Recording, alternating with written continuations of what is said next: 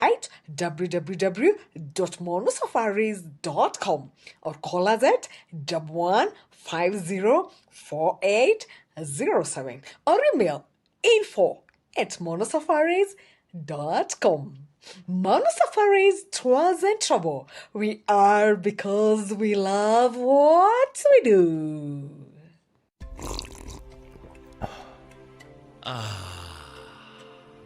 We all know that feeling, the power of water. It is not just a drink, but the vital purity of nature.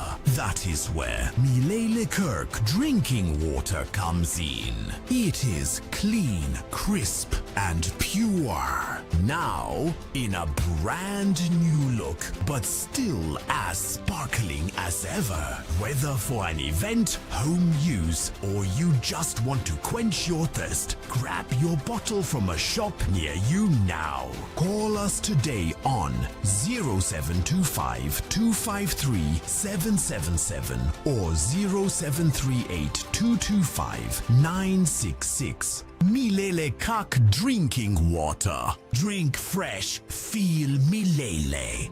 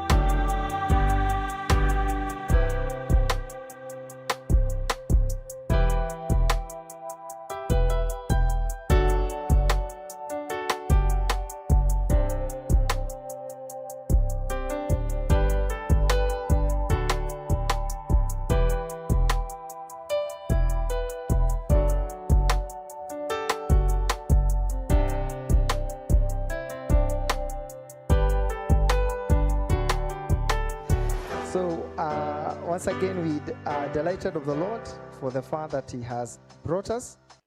This is a meeting like no other. We are here not because we have no other business to do, but we are here so that we may be able to do this very, very important task of having reflection on the word of the Lord and reflecting again on the issues of the day. And we are delighted that God has given us the privilege to come and have this meeting together with us. We know that this is a worthy investment by the church, and therefore we are delighted that we have found time. In a wounded and broken world, the church is called to proclaim hope. It is called to proclaim hope through the healing power of Jesus Christ. The body of Jesus Christ was broken, and it was lifted up for our redemption. His wounds, they bring healing to the people of God. And as we continue reflecting on the theme of this conference, it is a very, very great joy to us to welcome our Father in God, our shepherd, our moderator, who has a very difficult responsibility in this season and time to guide the church through these times that require a lot of care and they require a lot of reflection. This evening, because I believe it is evening now, we are privileged not only to have our moderator, but also to have a friend who is with us. The speaker who is coming now is Right Reverend Patrick Thegu Mutahi, the moderator of the 24th General Assembly. The Right Reverend Thegu Mutahi, the 24th moderator of the Presbyterian Church of East Africa PCEA, is a seasoned theologian, a pastor, an educator, and a church leader. He has served the church faithfully in pastoral ministry, theological, education, and ecclesiastical leadership. He is widely respected for his commitment to biblical teaching, leadership development, and the holistic growth of the church. Ladies and gentlemen, please join me in warmly welcoming the Right Reverend Thegu Mutahi.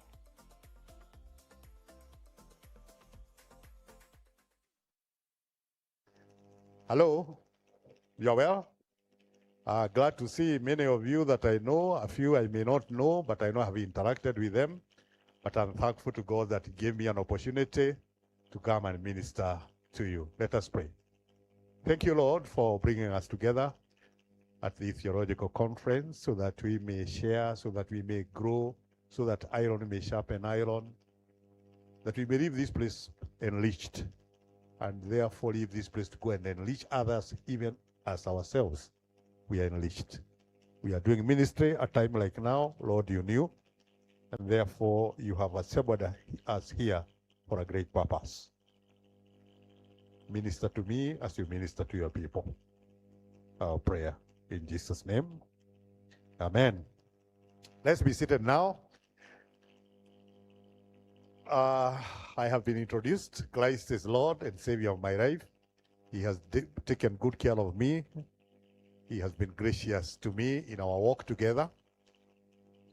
He has not billed me for anything.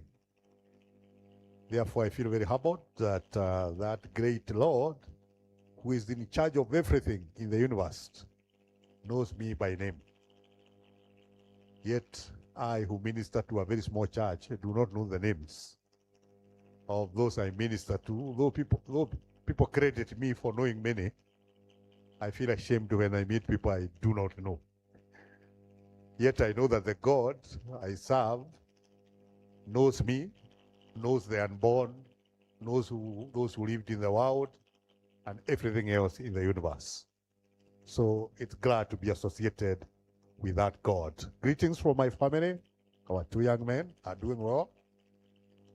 Thank you, the leadership of Nairobi region, because of inviting me. You would have done the conference without us knowing, because it's not one of the events that we must be there. Therefore, I appreciate that I was invited, as I was invited last year. Therefore, it's a great pleasure to come and meet with you people. And again, they kept on reminding me about this day and the purpose of this conference. These are some of the things we should be doing often, other than Holy Communion, that we are reminded to do many times. I think as a church, as clergy, as elders, and even as members, we should have moments of meditation. We should have moments of conferencing on theological matters, because that is our field. And therefore you have our prayers. You have our support as the leadership of the church. When you do these kind of things, you can be sure we are very excited, we are happy, you receive our support, because you are doing the right thing. You are enriching the church. And the literature that is developed out of this will go far in not only building Nairobi region, but building the entire church. The reflections that you will have will help us as leaders of the church, will also help the entire church. Therefore, it will be our joy to see the product of these reflections so that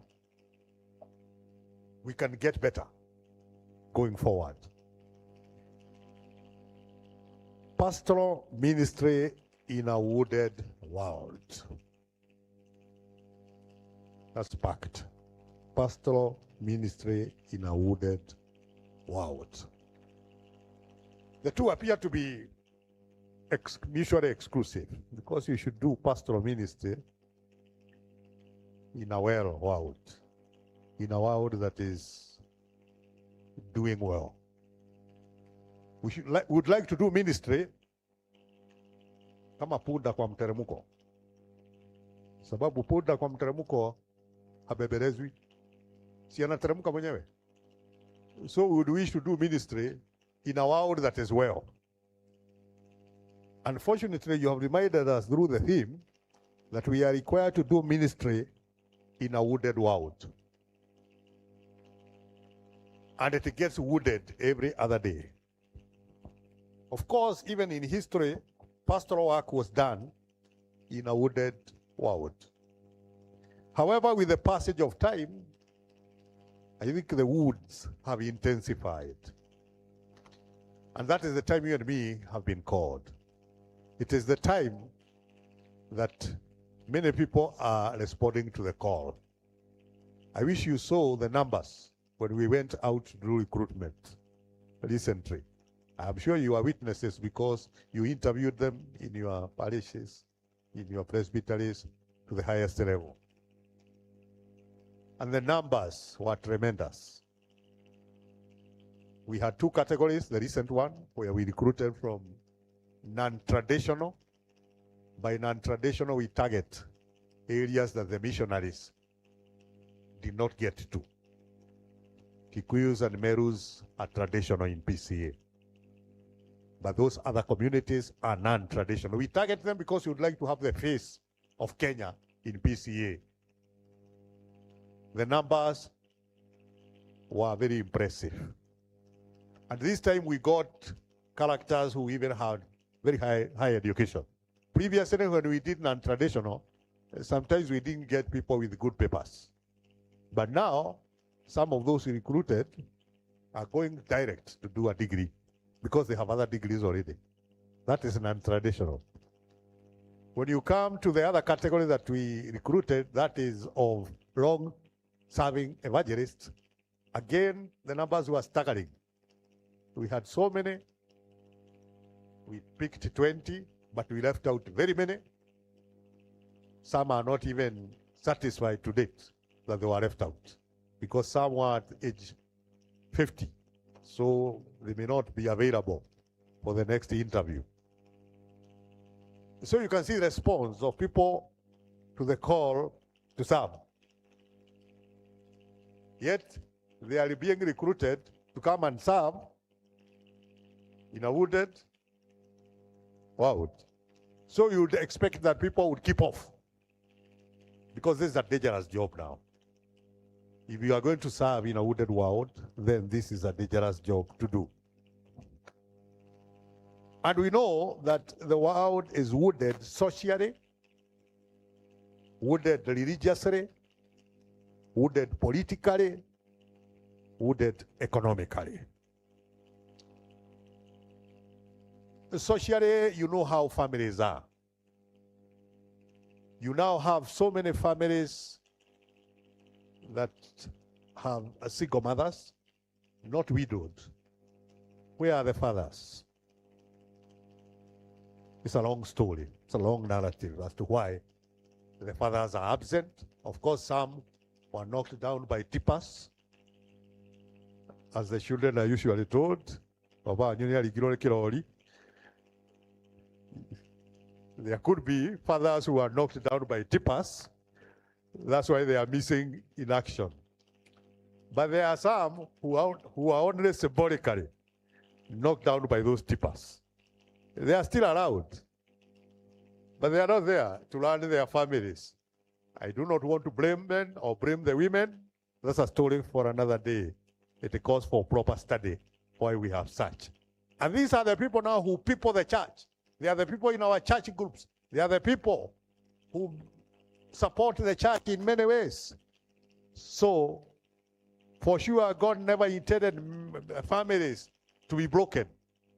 He never intended women to nurture their children alone, or even fathers to nurture their children alone, unless we don't. But then those families are there. It's a wooded world. Remember, these are the days when we have LGBTQ. And those people are crying to be accepted in church. Things we would never have mentioned years back. But that is a reality now. You know the West, where mission work originated. They have already embraced that. They have now allowed clergy who have proclaimed that they are gay to be ordained. They have met in their general assemblies, and they have resolutions to that effect, that Jesus also loves the gay people. And they will tell you that in John 10, if you read part of what Jesus said in John 10:10, he says that other than these sheep, there are other sheep that are out there that I will go for. They say those are the sheep. The LGBTQ characters are the sheep that Jesus was implying when he said, other than these ones, there are others. They factor the LGBTQ along those lines. Things that were unheard of, particularly in our society. We even do not have terms. We do not have names for some of those things.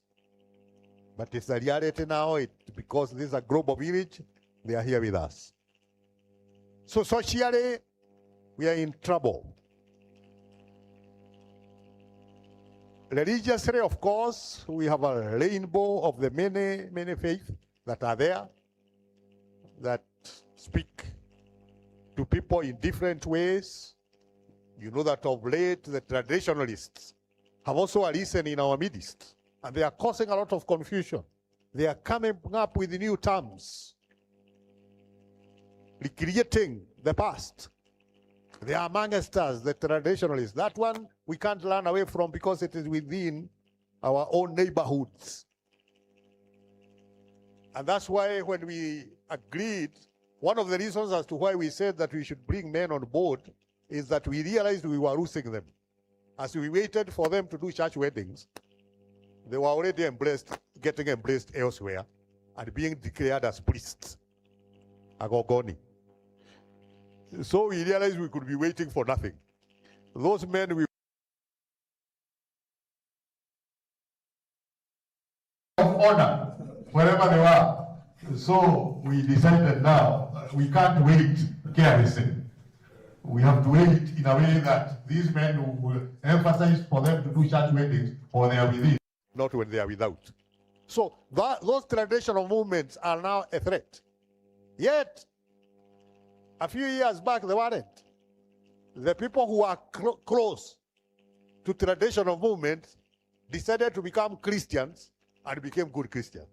We who are remotely far from those traditional movements understand them now well than our fathers. Because some of the terms I hear, gomi, agogoni, I never used to hear them, but they have been coined by young people who are younger than me. They understand those ways, and they threaten the fabric of the Christian faith. That is where you are ministering in. And I know you have come across them. You thought someone was your member, a son or a daughter of a full member or an elder. But then along the way, they got into those movements you didn't know. You only know when there is a funeral. And you appear there. And you are told, man, you are welcome, but this is not your ceremony. Or when you do your small part, you leave us with a bigger part. Particularly when we go to the gravesite, just keep off. Yeah.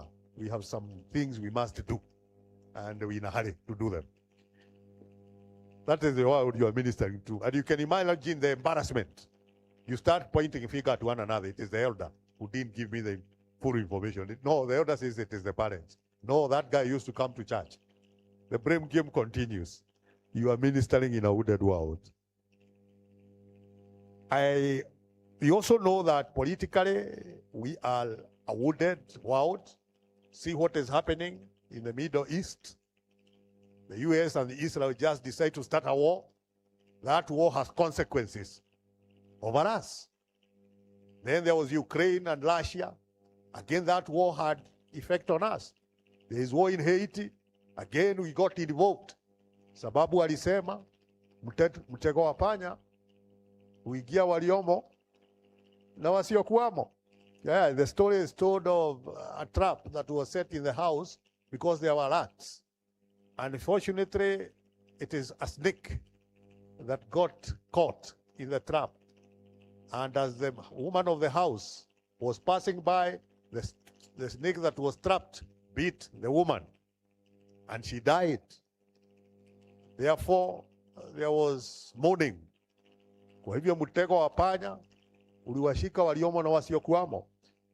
Therefore, we are serving in a world where what is happening in the East, what is happening in the West affects us directly or indirectly.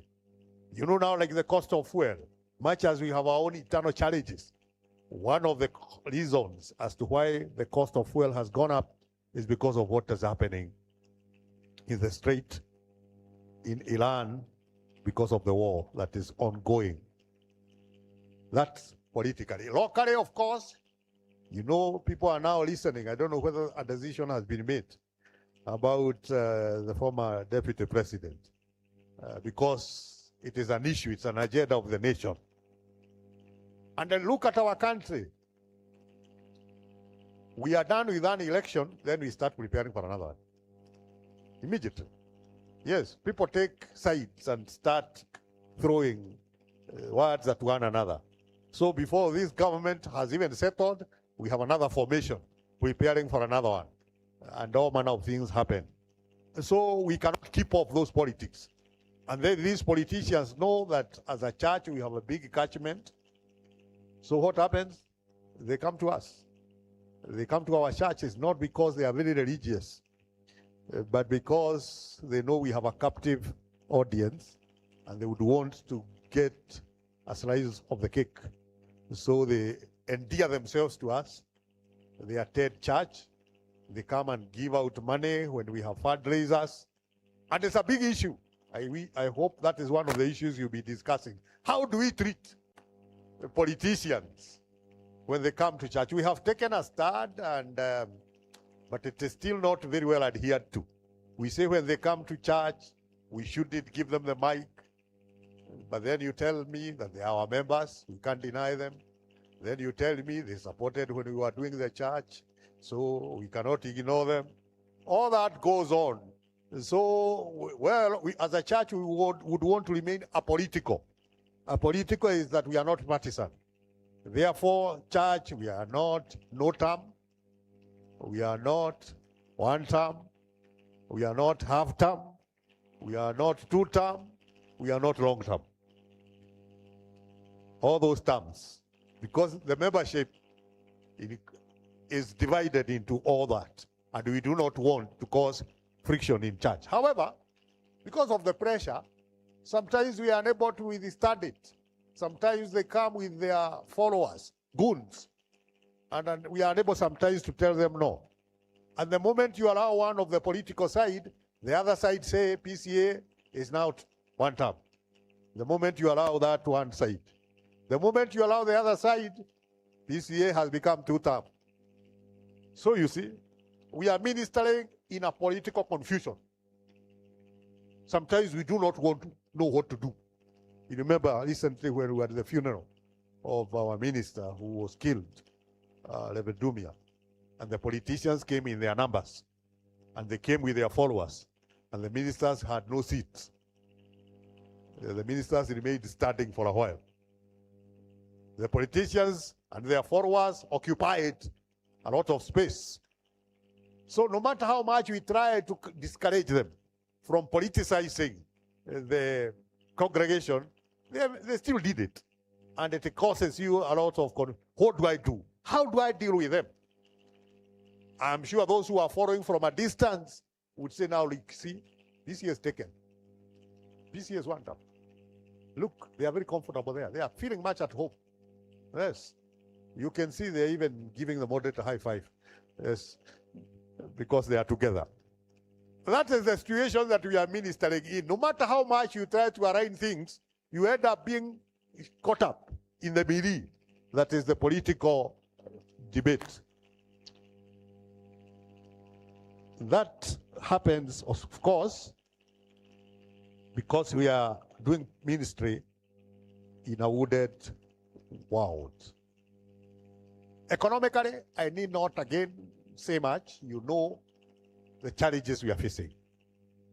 In you trying to raise MMF, trying to raise salaries, allowances, do infrastructure. That is why now again you are persuaded to invite the politicians.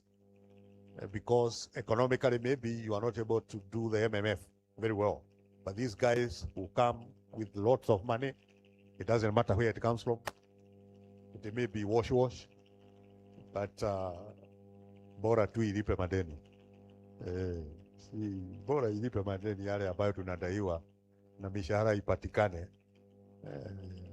Hatujui sasa hii pesa. Hata ile Yesu alitoa kwa samaki, hatuna hakika. You know, you have always of rationalizing what we do. Hata Yesu si alilipa kodi. Aliambia wanafunzi waende kule kwa Lake Galili wapate samaki, na kwa mdomo ya samaki hapo ndipo ATM watoe pesa walipe. Hiyo pesa ilitoka wapi? Si labda iliangushwa huko na mwizi. So we have ways of trying to rationalize even when we don't do it right. We don't do it right. But economically, of course, we know what agriculture has not done very well. Businesses, there are challenges all over. There are a lot of complaints. Yet the church can't do mission without money. How do we do mission under such situations? I hear almost where I go, parishes are complaining that the money we used to raise with a lot of ease is no longer readily available. I hear people struggle much more in rural areas even to get elders to ordain, because elders think you are ordaining them to go and raise money for you. And they know how difficult it is. So many elders have declined to become elders, not because the office is not attractive, but because they know that you are sending them out to collect money. And that money is not available in the district. Many elders will tell you, and they are here, that for their district to meet their target, it is the elders themselves who make that contribution. Because you try to persuade the members, they are unwilling, they are unable, or both.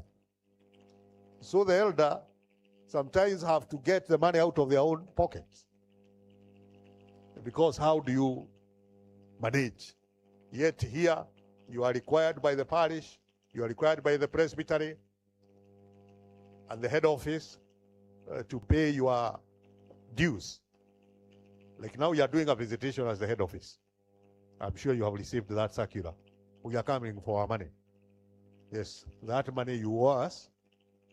We have decided kama mlima hawezi kwenda kwa Yohana, Yohana ataenda kwa mlima. Sababu tumewaitisha pesa, tumejaribu kuwasamehe ile ya zamani, ile ya pre-COVID, mmekataa kulipa. So tutakuja. And we are not coming in peace. We are coming for checks. And some of them will be post-dated. Naona mmeanza sasa kukuja nyuso. Yes, and people ask you, moderator, kazi yako ni kutulisha kiroho, umekuja kuitisha pesa. Sasa sisi tuko wapi? Wewe moderator, wewe kazi yako ni kusamehe watu dhambi. Na mimi nasema si samehi pesa, si samehi madeni. But I know the struggles you people are going through, and that's why as a church at the top, we made some decisions and decided that any money that was owed pre-COVID, since it is not even factored in our budgets, we'll waive it. Because even if it came, we'll not know how to use it. Because it's not in the budget.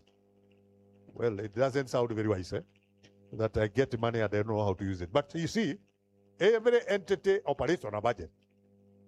So if I have a budget here, and I have not factored the uncollected remittances, if they come, what surely should I do with that money? I thought the best way is when they bring the money, we share it among ourselves. Because it is not in the budget.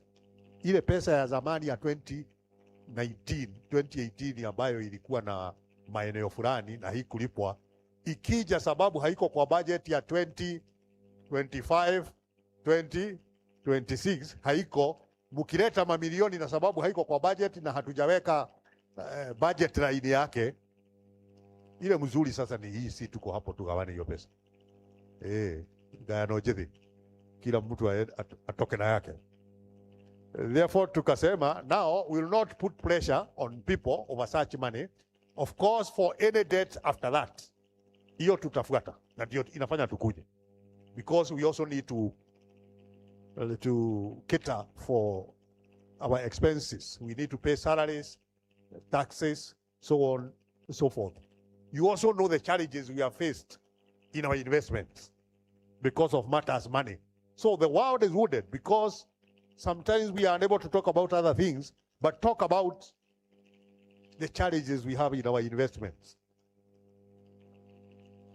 The challenges in Nakuru, over Nakuru, the Mirere Nakuru, the challenges of Gong, over their mall, the challenges of Mirere Beach, that belongs to the entire church, and other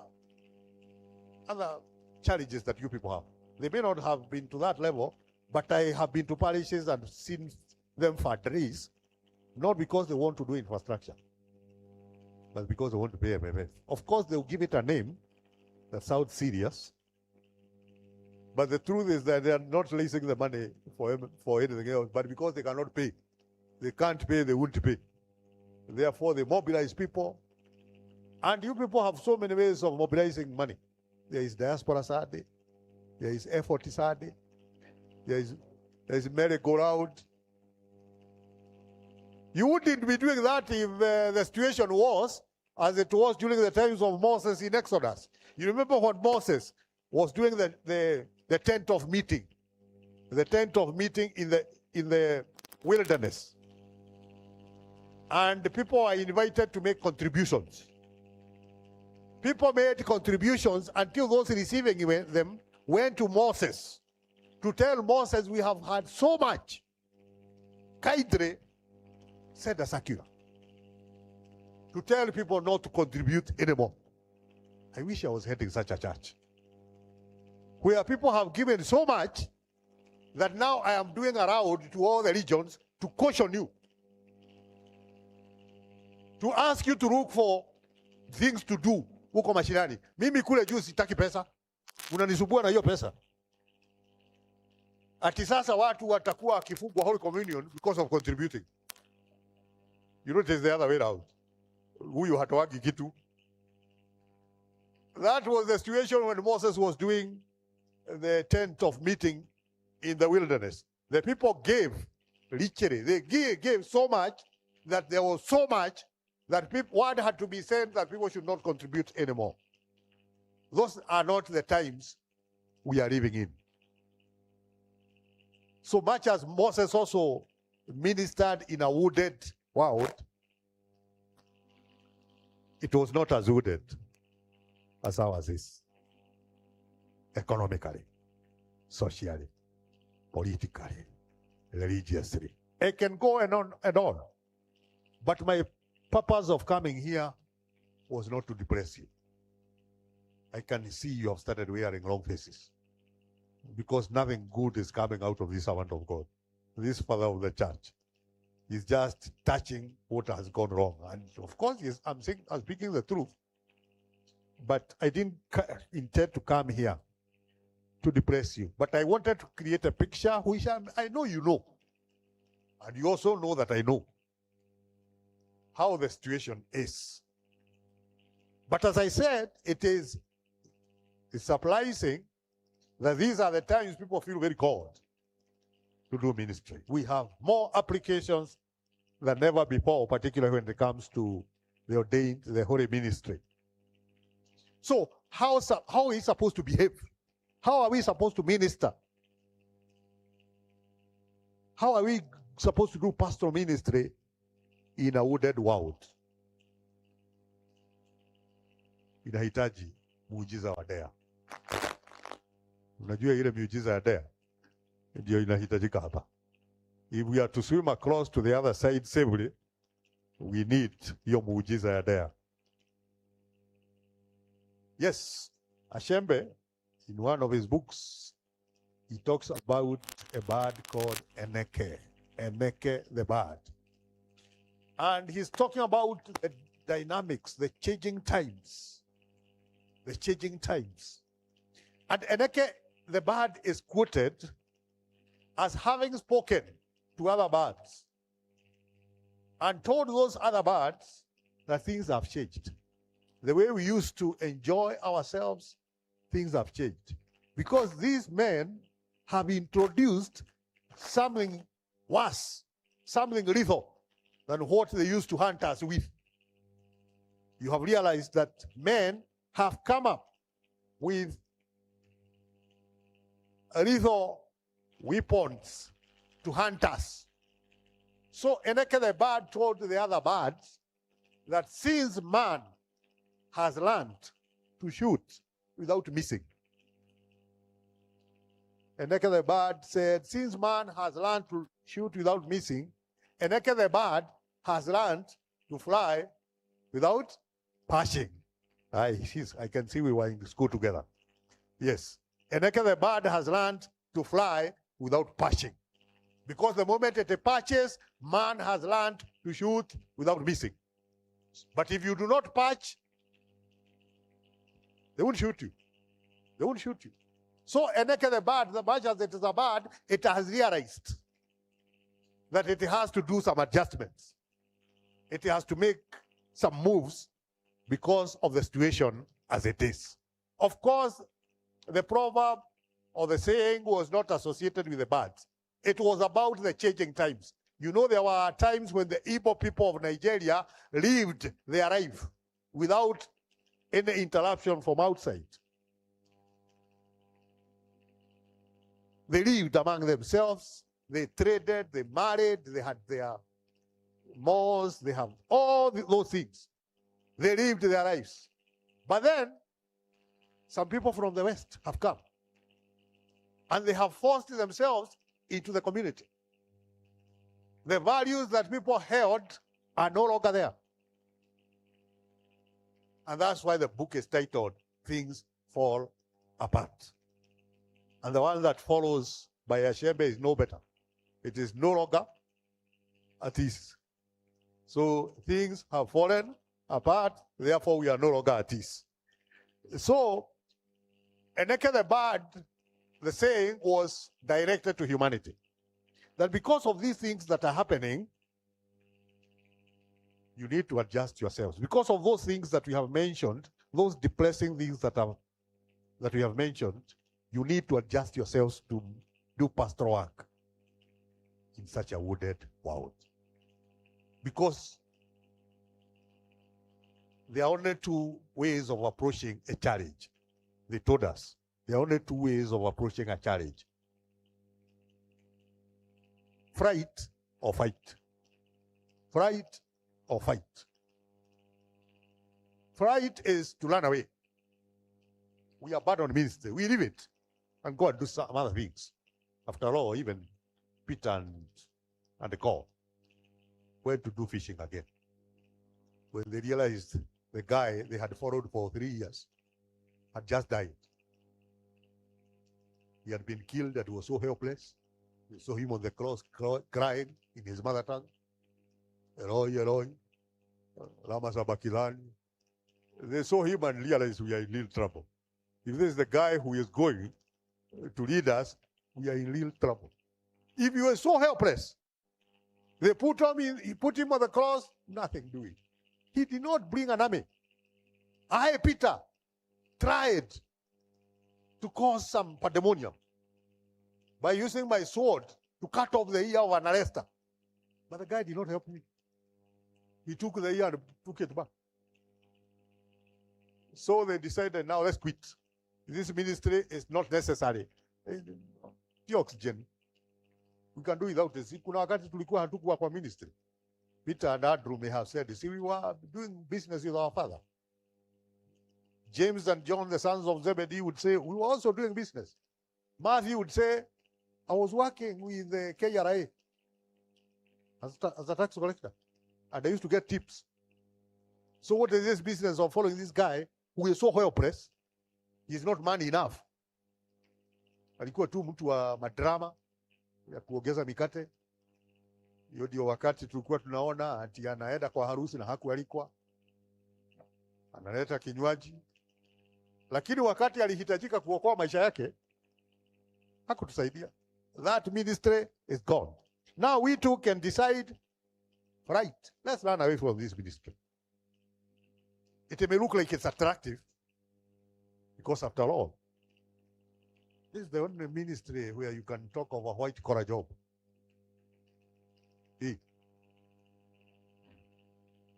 Si watu wanaambiwa wasome watakuwa na white collar job.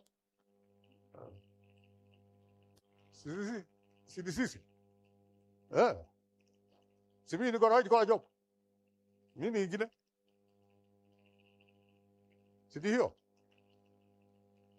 So we can only desert the ministry, much as it's a white collar job. Or fight. By fight, I do not mean that we take up arms. I mean we must sit plenty. We must remain into it. We must fight to the very end. We must keep going. We have to be a neck of the bud to know how we live within the difficult times that we are in, that we are ministering in. And I guess that's why we have come together in this conference, to ask ourselves, how do we do pastoral ministry in a wooded world? One way we have to study and understand and comprehend the situation that we are in. If we do not appreciate the situation that we are in, we'll be in little trouble. And that's why you have seen us doing some of the changes that we have tried to do in the 24th General Assembly. We have realized keeping those men out there, waiting for them to do church wedding, you'll wait until cows come home. But maybe when they are in here, they will feel guilty. Maybe when they are in here and they are in full membership and they are taking communion, they will feel like they are our friends. So when we approach them and tell them that we want to plan a church wedding, it will be more friendly than the approach we were used to previously, where the man and his wife brought their child for baptism, and we told the man, please stand away. Uone vile kazi inafanywa. Ndivyo tulikuwa tunajua kwamba mume kama hajafanya harusi na mke wake, wakileta mtoto wabatizwe, unamwambia wewe usiguze mtoto na ni wake. Usiguze huyo mtoto, mama alete, nibatize, nirudishie mama. Alafu we take time kumsomea. Sasa wewe unafikiriaga aje? Huyu mke ni wako? That was the language. We may have modified it lately, but that was the language ya kumsomea. Sasa nini unaonaka gumu kufanya harusi? Huyu mke ni wako, akienda leo na huyu mtoto, utaachwa na nini? So the man would feel very offended, because when we were doing the fundraiser, we received his money. When we were doing development, we received his money. He was a guest of honor. But when it comes to here, he's no longer acceptable. When it is time for Holy Communion, sometimes we were very hard. We would say, wale ambao si wa communion, tafadhali tokeni. Tafadhali tokeni. Sasa watoto wake wale wamfikisha umri wa Holy Communion wanaachwa. Baba anatoka. Sasa nasema hata hakuna haja ya kwendaga huko kama mtoto wangu ndiye wa maana kuliko mimi. So I'm saying there are things we must keep on reflecting on asking ourselves, how do we change things? How do we address the wounded situation that we are in, even without, again, compromising? Because we must ensure that we do not compromise the gospel. In spite of that situation, we must never compromise the gospel. I like what the Muslims say. When they're adapting new things, they say, you cannot modernize Islam. That's what they say. You cannot modernize Islam, but you can Islamize modernity. You cannot modernize Islam. Islam is as it was given by Prophet Muhammad. It's found in the Sunnah. It is found in the Hadith. It is found in the Quran. Anything beyond there is bidah, innovation. Don't bring innovation in Islam. Bidah is very serious in Islam. Trying to bring innovation that is not in line with the Sunnah, the Hadith, and the Quran, because those are anything that is not. When you want to ensure everything is valid, you go first to the Quran, because the Quran was the word of God verbatim. It came. Muhammad was just a channel. It came through him and dictated and written. So that's the word of God. So anything that you need to do, first search the Quran and find whether it is there. If it is not there, go to the Sunnah and the Hadith. Those are the practices of those who went before you, what they did, what they said, how they resolved situations. Those are the Sunnah and the Hadith, what you would call traditions. So the Muslims are keen that you should not modernize Islam, but you can Islamize modernity. That is why they will use a public address system, much as Muhammad never used it. Yes, when they are calling people to worship in the mosque, they will use a public system, a public address system. And you ask them, but that is not in the Quran. Neither is it in the Sunnah and Hadith. They will say, we are Islamizing modernity, because even when Muhammad in Medina, when he used to call people in worship, he used to clasp one hand. You know, they lived in one city, so you could reach all people. So he used to clasp one hand to make his voice heard and call people for worship. That was a kind of a mic. He didn't have a public address system, but he would clasp one hand and call people, come for worship. That was the mic of those days. So we are not modernizing Islam. We are Islamizing modernity. So I think there is a leaf we can borrow from that and say, we too cannot modernize Christianity, but we can Christianize modernity. Hello? That's where we are. If these situations that face us threaten the faith, we are not going to adulterate the faith. We are not going to compromise the faith.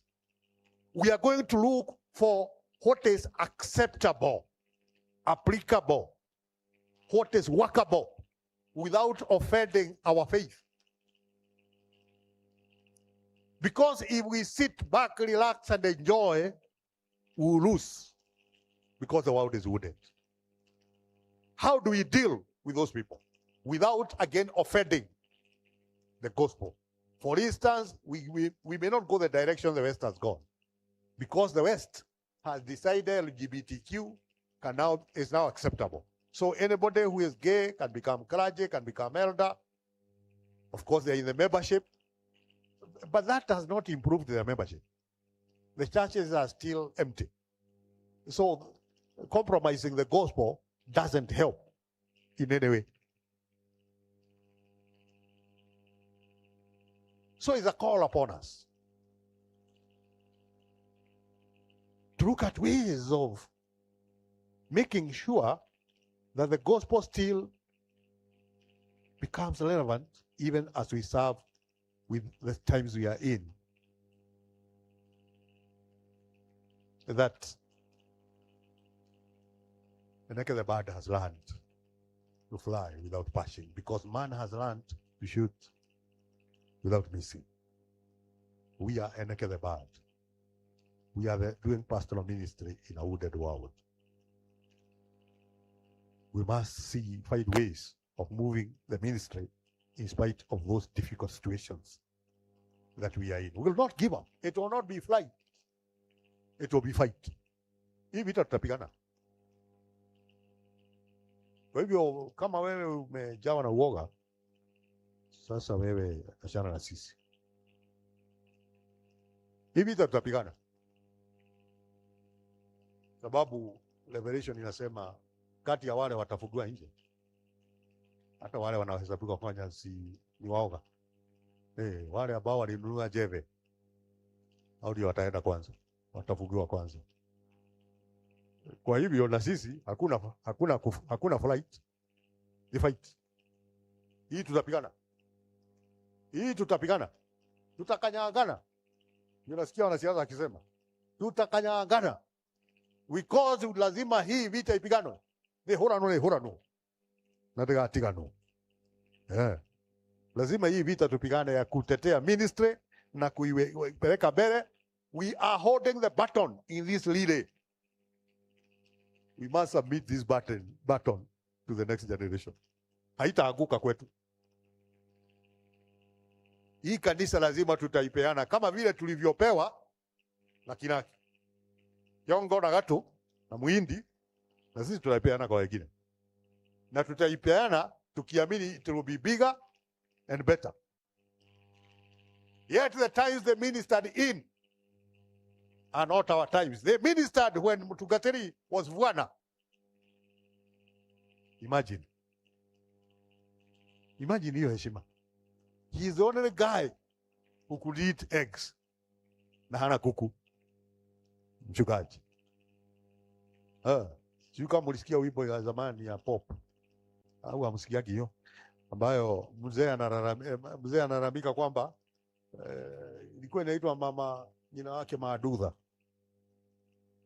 Jina wake Maadudha ndio hetetie. Niko tuwa nyumba yako kanisa wanyu.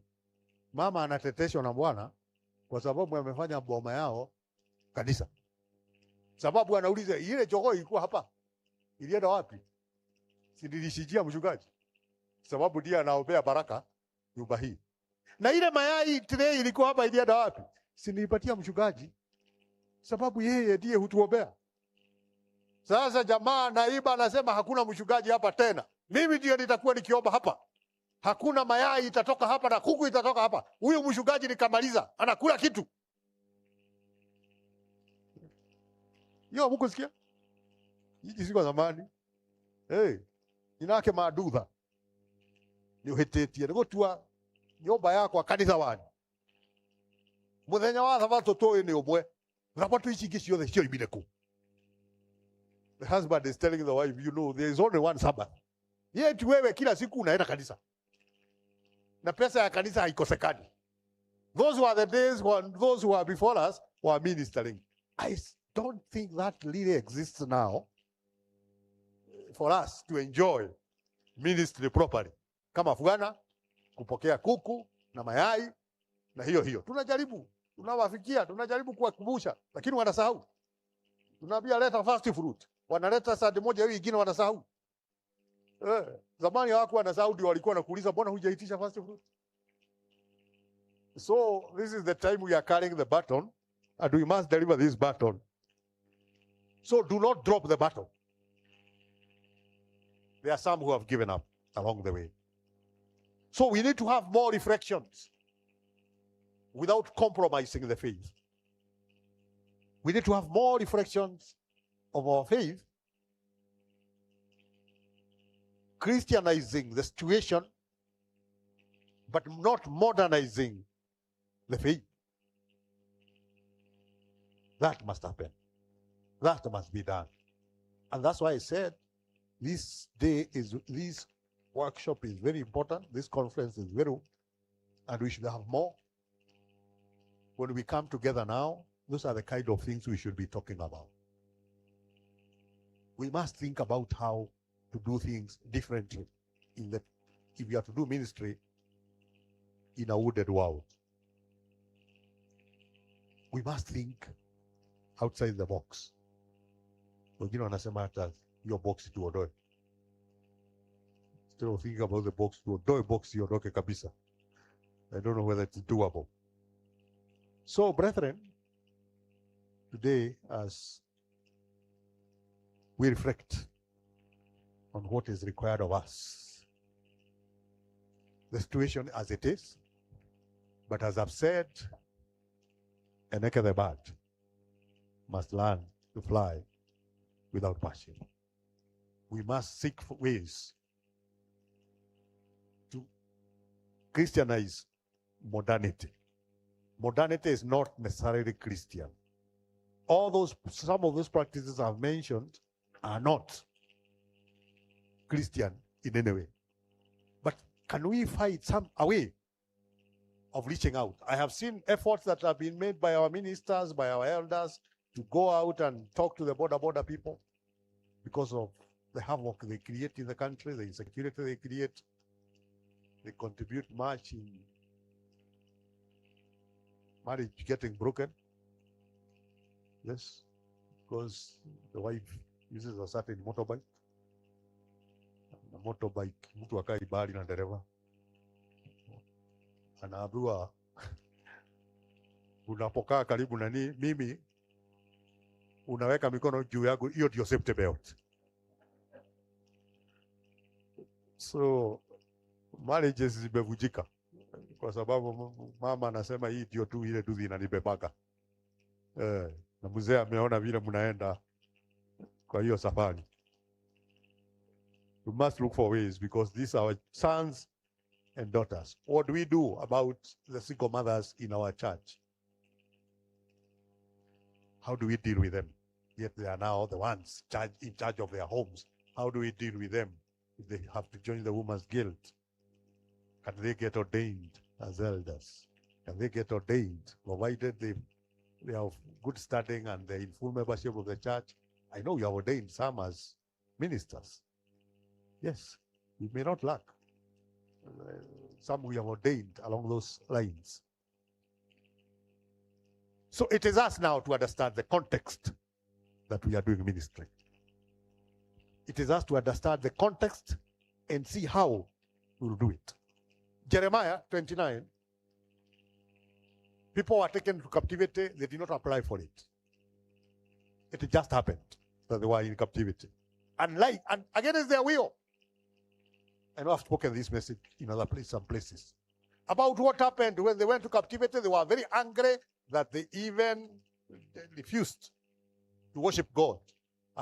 Psalm 137. But Jeremiah wrote to them and tell them, since captivity is not coming to an end soon, from what I have gathered, spoken, nimeongea na mzee, hana mipango, hana hata plan ya nyinyi kurudi kwenu. Tumeongea na yeye, ameniambia niwaambie hii exile mtaizoea. So I can only advise you now that you are in exile, if your sons are ready to get married, let them get married. And your daughters, let them get married. Build houses, buy farms, and build so that you can increase in number. Because you'll be away for 70 years. Some of you will die there. In other words, you were saying now, something has to change. Because you keep on wishing that you go back to Zion and sing from there, you'll forget the singing. 70 years is not a short time. So the letter is to exhort them, because of the situation, the wounded situation that you are in, you'll do your ministry in that wounded situation. And we are glad when they received the letter, much as I'm sure some of them were very offended that Jeremiah could write such a letter. You know, Jeremiah was not in captivity, because those who were taken in captivity were the old people. Jeremiah was an old man. It did not make sense, economic sense, to get such guys into captivity. Wanaanza kukuuliza pesa ya wazee. Na wamefika tu badala ya kuboresha uchumi, wanataka msaada. So the old people are left in Jerusalem. The young people, just as it was in times of slavery, were taken to Jerusalem. Those were the people who Jeremiah tells to smell the coffee. Now that you are there, try and make good use of your lives there. And we know that they did. That's why Nehemiah would be found later working as a cupbearer to the king of Persia. That's why Shadrach, Meshach, and Abednego were also working somewhere in the civil service of that place. That is why we are told while they were there, they brought together the traditions, the Hebrew Bible. It was not compiled properly until they were in captivity. So there could be low-hanging fruits that you and me can get out of the situation that we are in. It is not all gloom. After all, the explosion of ICT is very helpful to us. It has come at our time. We wonder how those who served before us, the Moidis we have talked about, how they used to minister without a phone. I'm sure those who got to the ministry around that time when we didn't have SIMU, that every time you were in the manse and a vehicle drove into the manse, you knew there would be a funeral. Those are the kind of visitations you received in the evening. Unasikia gari inaguruma inaingia kwa compound, unajua kuna mtu amekufa. And you are never wrong. Wanakuja na kwambia tumekuja kukutembelea mchungaji, lazima uwe na chai, of course. Wakunywa chai wakwambie basi fulani alikuwa hospitali, labda ulikuwa umemuona au fulani amekufa. Nowadays they don't have come to the manse. They'll call you. And for sure, you have to be very keen with the usage of your phone as a minister today. Those days you didn't have to have one, but you still minister. As an elder, you need a phone now and connect with your people. You need a WhatsApp for the people that you work with. It has made work very easy. Now ministers operate from very far. Those days it was not possible. You lived in the manse because ministry had to be done at close quarters. Nowadays, these ministers live from far off and still minister. So there are still some good things that have come in this wooded world that we can celebrate. I was not told when to stop, so I'll keep talking. Because I was deceived, I was given the podium. And you know when a minister has the mic, you know what they do best? They keep on talking and saying they are ending, but they are not concluding. So, Pauline, I don't know, Chairman, I'm told it is time. Others are saying it's not yet. House divided.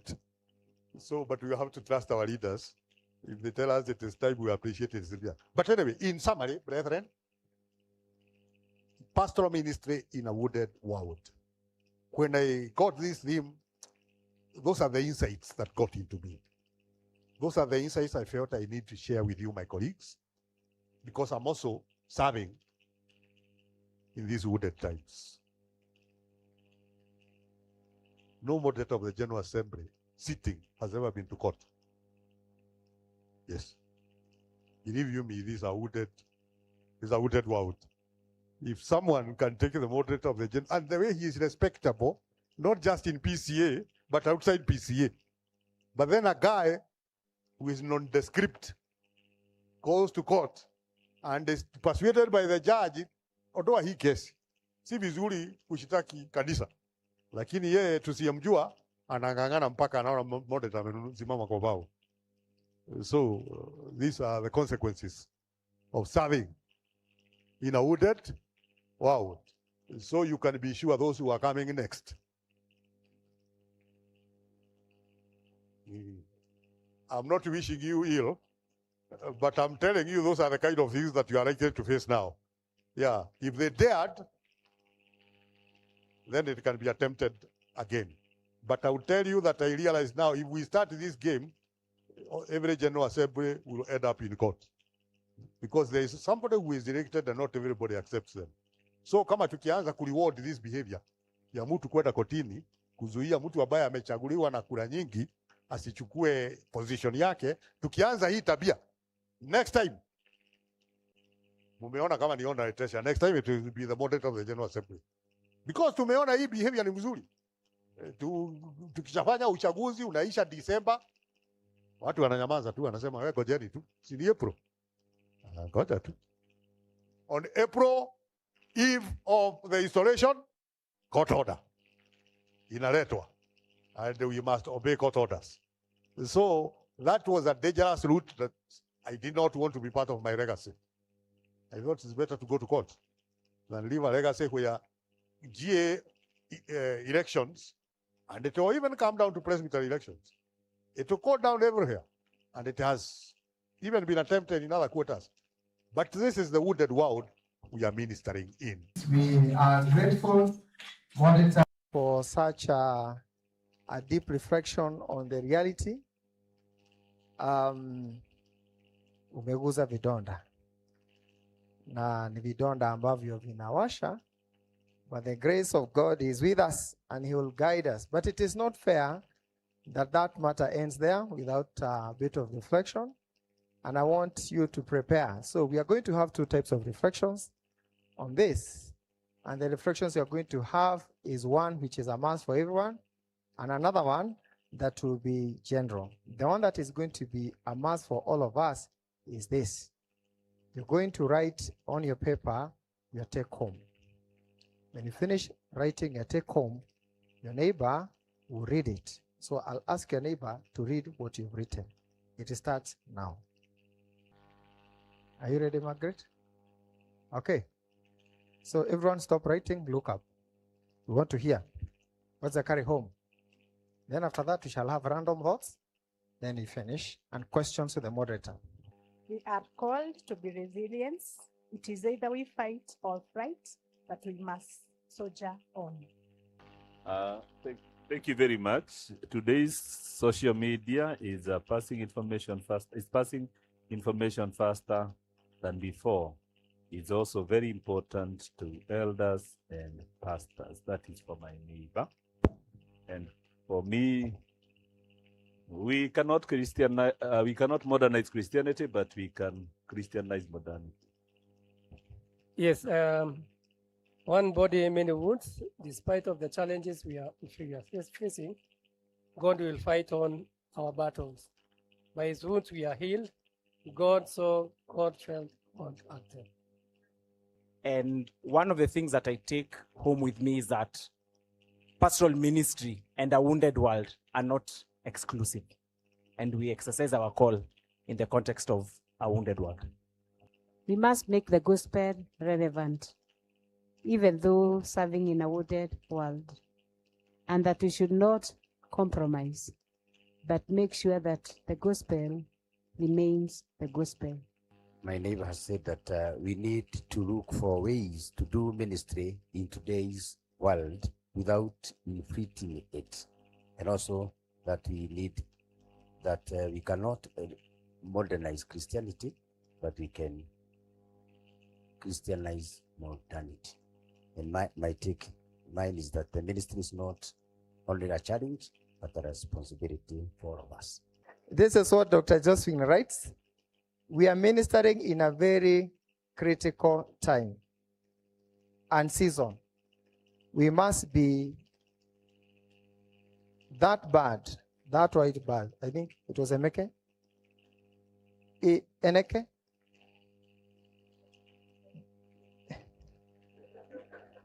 I wanted to see kama mumeshika that we can Christianize modernity in the present world. We can Christianize modernity. I think Christianize modernity was a carry home. Now, the second level of reflection is maybe you have a point you would like the moderator to clarify or a question to him. It's a very, very rare opportunity. This one comes once in so many years. Please don't lose it. So I'll get hands and shoots on this side, and on this side. Then I'll give you a chance. You have a question to ask the moderator to maybe clarify, talk a bit more on it. We start with Reverend Fanuel. Thank you, moderator, for giving us that great insight to the ministry as we serve in the wounded world. My question is this: how do we bear, as servants, as ministers, how do we bear the weight or the road of the wounded world while we ourselves are already wounded, some are limping, some are broken, how do we bear that weight, that load to serve that wounded world? Samuel Njoroge is my name. Allow me to ask, and I'm not asking the question to hurt, but it is something that you are discussing over lunchtime. I want to hear from the moderator whether they think as a church we have properly provided a room to heal because of whatever happened to one of our ministers, and whether that has been handled effectively, because from where I stand, it affects the whole fraternal, and yet it seems that we have soon forgotten, as is obvious of Kenyans. Kindly be clear which minister you refer to. The one who, and say the one who whether was, a room has been provided. yes, who? no, Yes. the one who was killed, Reverend Dunia. Whether we have done a good job providing healing for those who are still hurting, or whether we have banked it at the back. Thank you.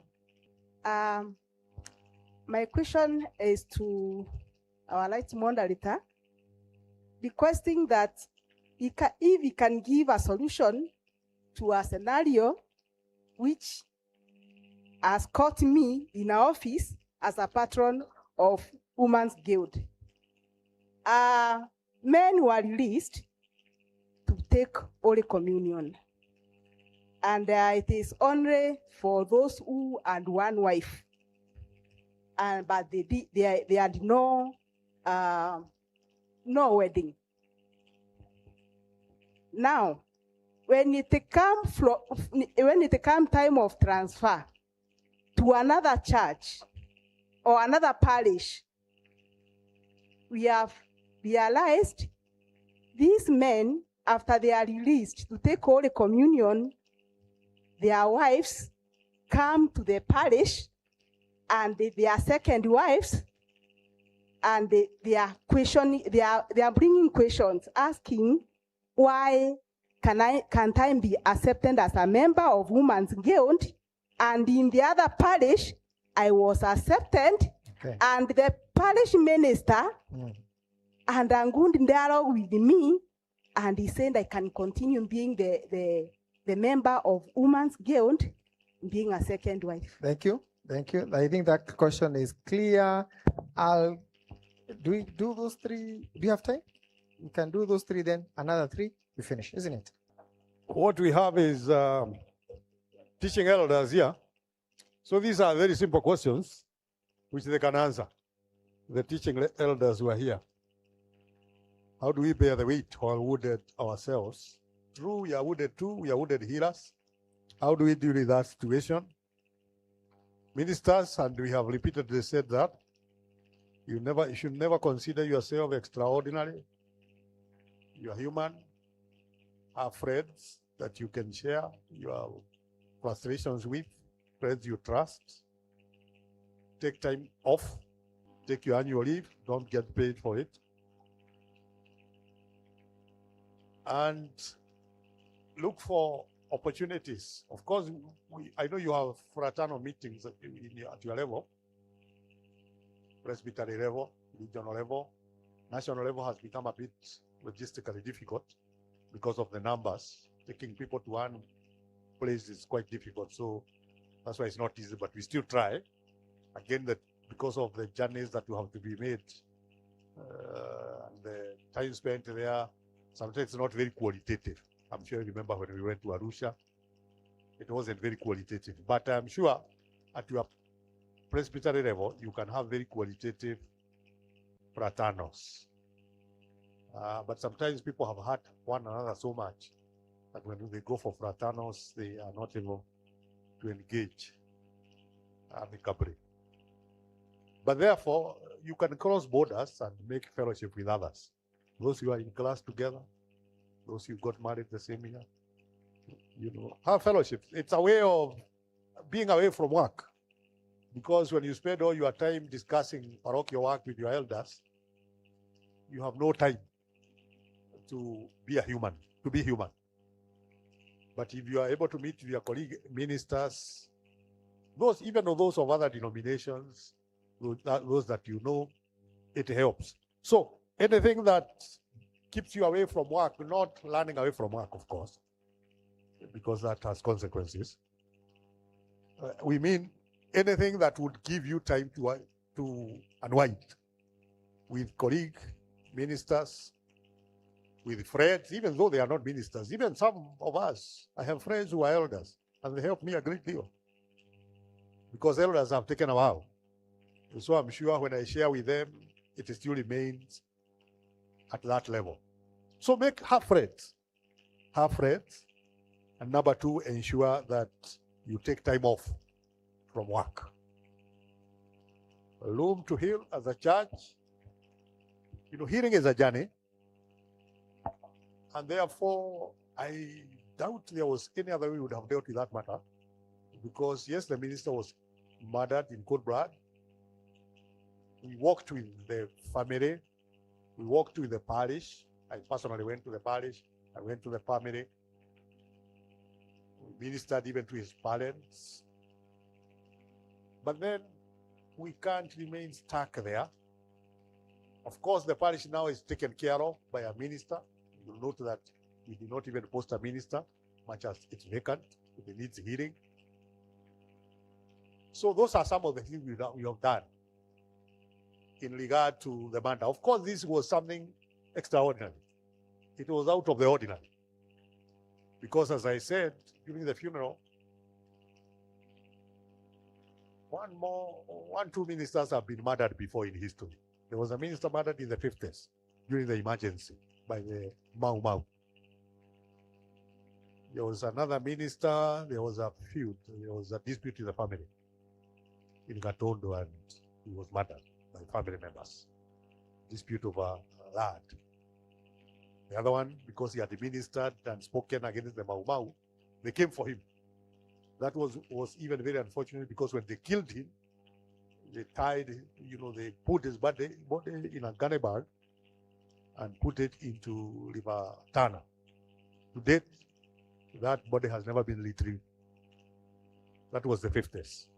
So you can imagine the trauma. This was also unique because the minister was murdered in a month, not anywhere else. So it was quite some trauma. But then, what do you do? Other than do what we have done and expect the law enforcers will get to the bottom of it. But then you have to accept. But then you have to adjust. You have to advance. That is where now you leave the family in the hands of the presbytery. Because the presbyteries should take care of the bereaved families. So unless there are other better ideas as to how we need to deal with that challenge, we have spoken to the law enforcers on a day-to-day basis. We have asked them to give us information. We want to have a closure of the matter. But again, we do not want our ministers who are living in mansions to live in fear. There was one who was narrating, was it yesterday or the day before yesterday in Busia, how he lives alone in a manse, and there is an avocado tree.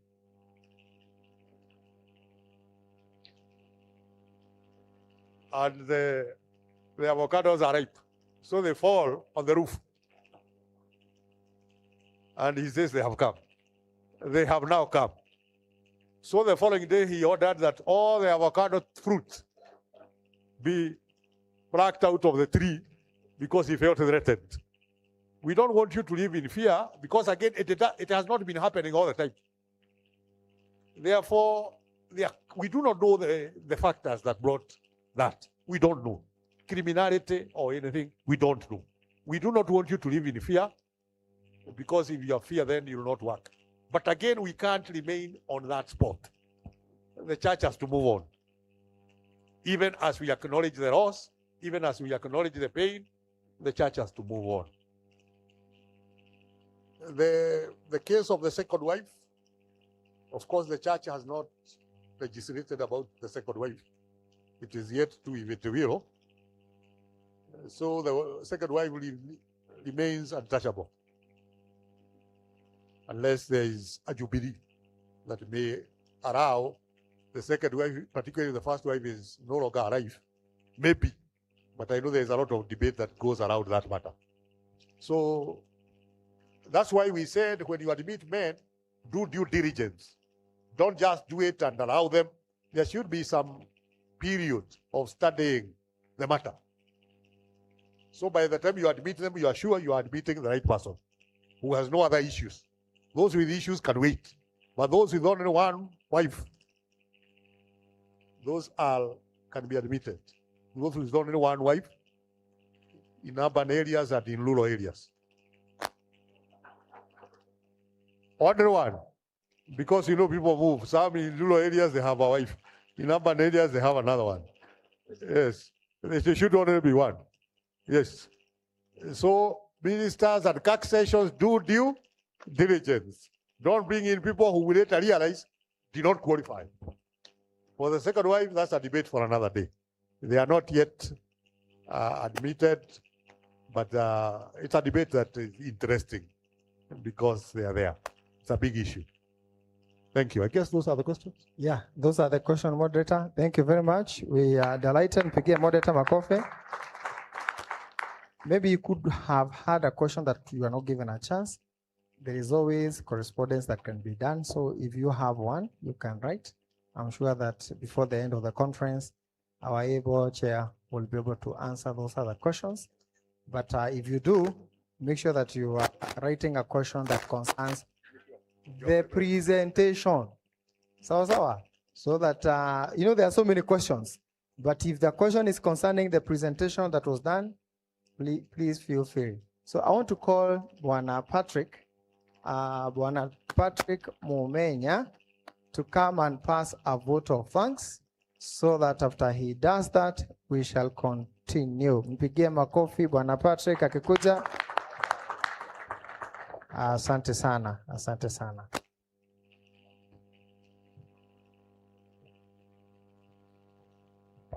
First, this is a setup, and I know where it has come from. When we go back home, Bora, we will revisit. Good evening and praise the Lord. My name is Patrick Mumenya. I serve with Loresho Parish as the Children Ministry Coordinator. So you know where it has come from. Sindio? Yeah. Moderator, sir, thank you for sharing your insights, both as a father and also as a colleague in the ministry in this wooded world. I think three things have stood out for me. Number one is that we are ministering in a challenging world. I was sharing with my neighbor when I was 3 months serving with Loresho Parish, a teenager committed suicide. And the church was looking for a solution, for a way forward, so that I can inform the minister and the district elder, because I was a teacher who taught that class the last Sunday before she committed suicide. So when I was giving a report, it was so heavy on me because I was the last teacher who taught her. And obviously myself, and that time we were serving with Pastor Pauline, and we were the first responders to the family. And so you deal with DCI, you deal with the family, the mother was far away. So it was very challenging even to walk that journey. The encouragement is to soldier on. I think that is a good encouragement from you as our father and colleague. And I want to humbly invite you to please come accept a small sign of appreciation for taking your time from your busy schedule to prepare, but also to come encourage us. It hits differently from you to us as our father and a colleague. So please accept this, yes, from this wonderful team, Nairobi region. Asante.